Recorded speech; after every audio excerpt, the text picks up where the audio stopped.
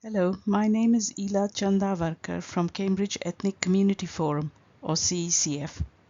I'm with my colleague Louise Stan, who is the Development Officer for CECF. We are a charity based in Cambridge, working primarily in the field of race equality. In this short presentation, we will be looking at tips to develop good equalities, diversity and inclusion practice, which we'll refer to as EDI. We look at how to develop the right tools to ensure effective reach and engagement with all people with characteristics that are protected by the Equality Act, which makes discrimination against these individuals or groups illegal. Discrimination is illegal, for example, on the grounds of age, disability, race, religion or belief, sex and sexual orientation, etc. This is one of 3 recordings we have made. Part 1 is about driving change by addressing concerns to foster good EDI practice in your organization. Part 2 is divided into guidance for smaller and then for larger organizations, looking at providing helpful tools and templates. This recording is for small organizations with very few or no staff. This presentation will look at reasons to build good EDI practice in terms of the benefits this brings to organizations. It will then suggest some ways for how to achieve this, suggesting ways to build effective EDI policy or guidance, as well as how you implement EDI goals through planning and action plans. At the end of the accompanying transcript, there will also be guidance links to useful resources. For more information on the benefits of EDI, please see our Part 1 recording, Driving Change, Addressing Concerns to Foster Good EDI Practices in Your Organization. The link to this is included in the guidance links at the end of the transcript. In summary, implementing good EDI practice will contribute to the following benefits: wider and more effective organizational reach, meeting legal requirements, better retention of staff and volunteers, improved productivity, higher client satisfaction, greater creativity and innovation, and better problem solving. Here are some steps to develop good EDI practice. 1. Get buy-in by involving everyone in the organization to understand what is needed. 2. Develop policy which is guidance on how the organization will carry out EDI. 3. Develop a strategy which basically says what you will do to improve EDI practice by finding the gaps in your organization and prioritizing areas to address. For each priority area, you will need to decide what data you need to collect and how. Analyze the data to see where you need to take action. Develop an action plan and timetable, and then implement this. Finally, review action and lessons learned.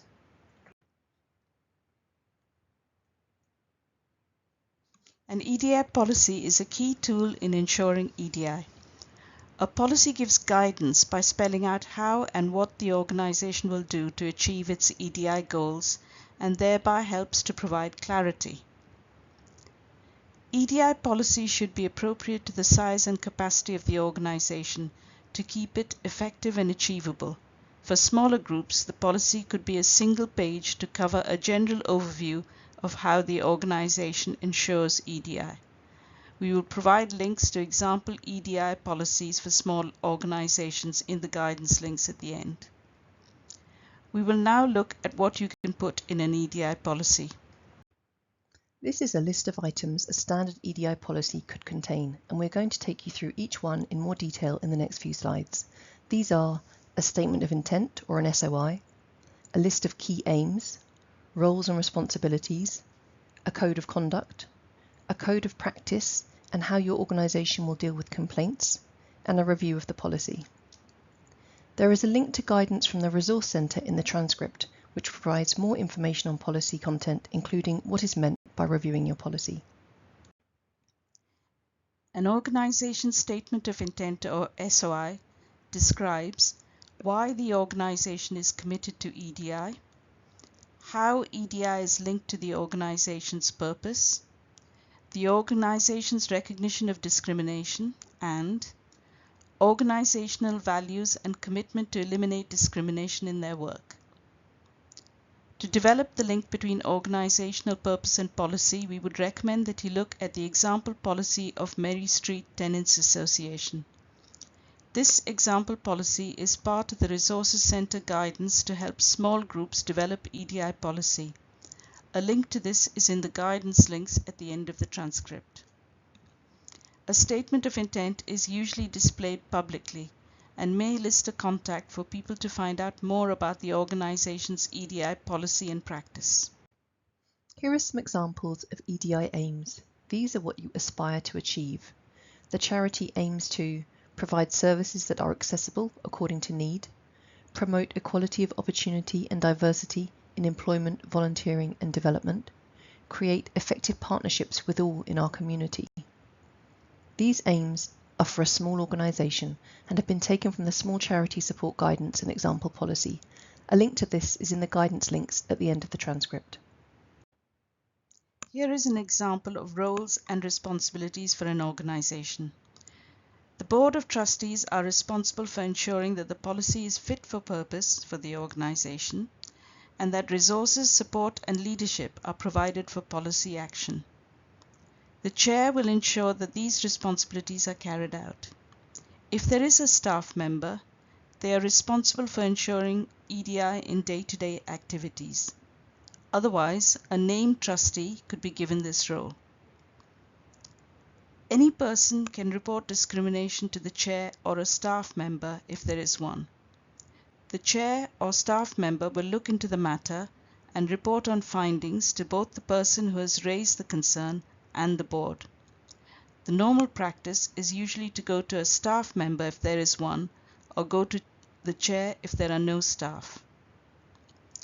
It is important that the policy states that everyone involved in running the organization has responsibility to promote equality and to ensure there is no discrimination regardless of whether the role is linked with particular defined responsibilities around EDI or not. A code of conduct is the behaviour that is expected in the group.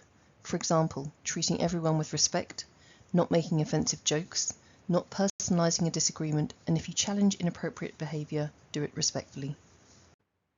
An EDI code of practice is the practical steps you put in place to ensure EDI is present in all that you do. Sometimes it is referred to as standards for the organisation. Here is an example from the Resources Center model from the Hindu Elders Group provided as part of its guidance. These are the main processes the group follows. 1. Being open and welcoming to all members. 2. Ensuring accessible meetings and events. 3. Providing interpreters. 4. Organizing EDI training. And 5. Ensuring EDI policy is understood by all and all commit to it. There is a little more detail in the model.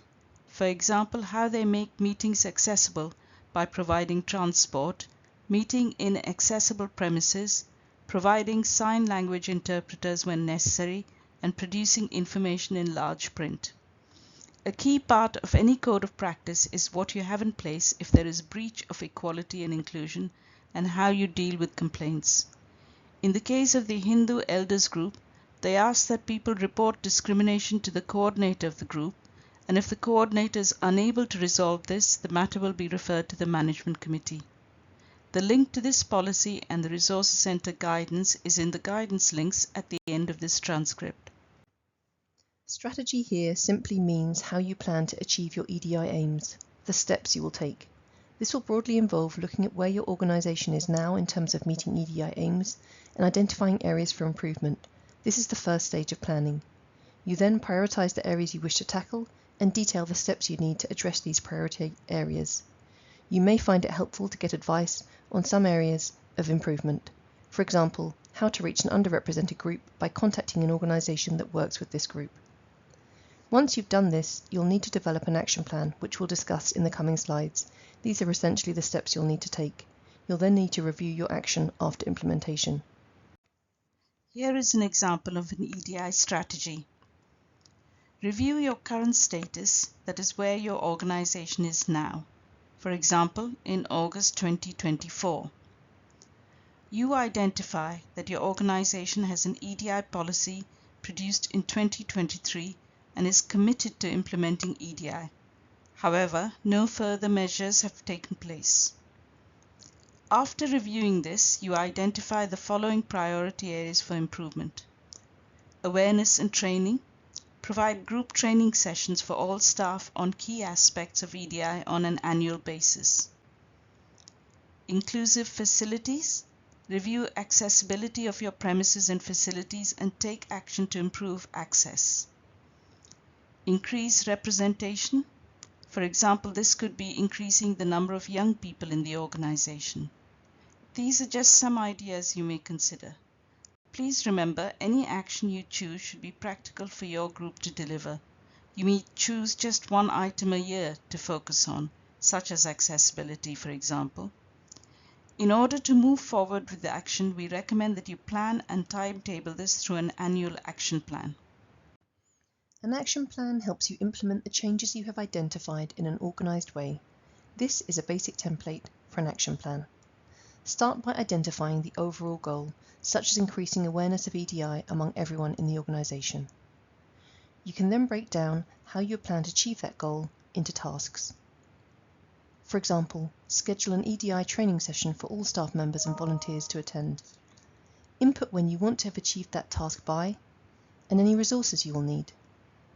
You may need to hire a venue and external trainer to deliver the session, for example. Note who will be leading on this task. Also list if other people will be helping with this, and the role for each one.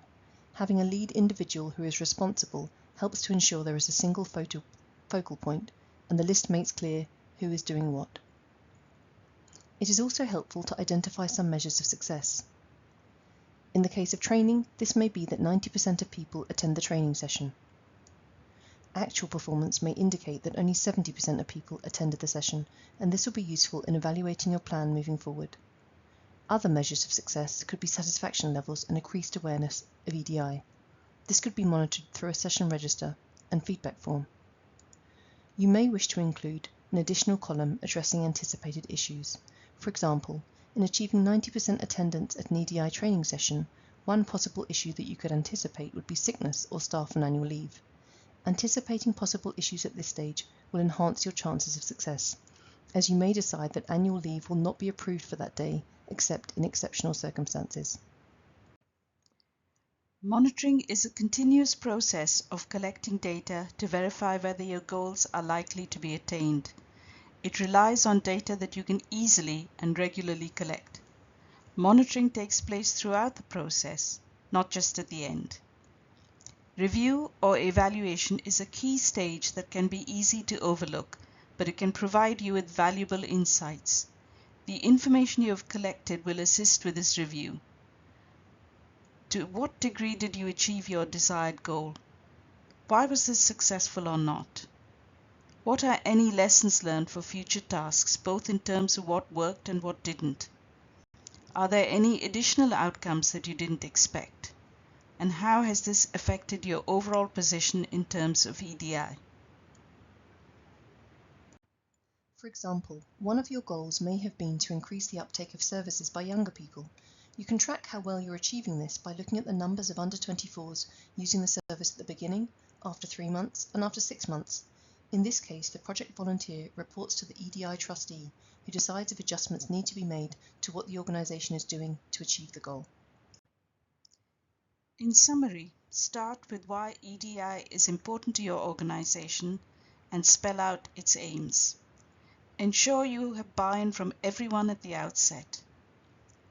Develop an EDI policy to guide this commitment into real action. Next, it's time to plan how you will get to where you want to be, otherwise known as strategy. Prioritize which groups or aspects you want to focus on first. After your priorities have been established, an action plan will help you set out tangible and time-bound actions. You can review the success of the tasks you have set and any lessons learned. EDI is not a one-off activity. You will want to review your overall organizational progress regularly or when serious concerns are raised. It is worth setting a date to review complaints and actions to see if there are any EDI implications. The action plan can be updated each year and monitored. Monitoring, evaluation, and complaints reviews can help focus the plan for the following year. Finally, be transparent and share your organization's progress, both the challenges and learnings. Every goal set, action planned, and subsequent outcome, whether it meets your expectations or not, is a step towards more effective equality, diversity, and inclusion practice. For further information, please see Part 1 of this series, which addresses concerns in fostering good EDI practice in your organisation and suggests solutions to overcome these.